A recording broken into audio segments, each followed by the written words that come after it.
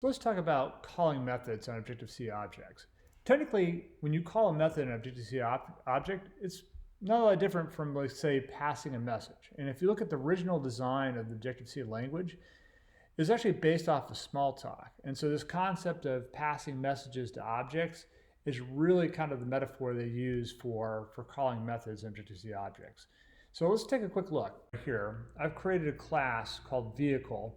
And in this class, I have a couple different methods that we can call. One is this sayName method, which essentially just prints out whatever the name is.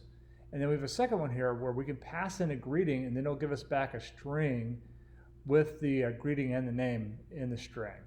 So if I come here to the implementation, you can see the first one, it just uses an NSLog to print that out. And then the second method here, getNameWithGreeting, it returns a string. So what I'm going to do is I'm going to come back here to the main implementation file here. And you can see I already have an object here called Porsche.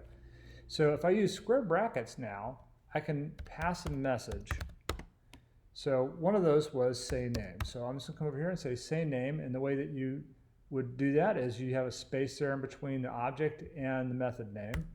And this will print out the name. So if I go here and I run this, you can see we just printed out the name. Now, if I wanted to, I can come over here and I can create a new string, and I'll call this greeting. And we will set that equal to Porsche. And this time, we're going to pass in a greeting. GetNameWithGreeting.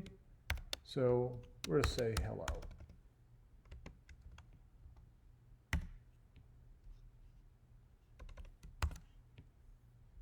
And now if I run this again,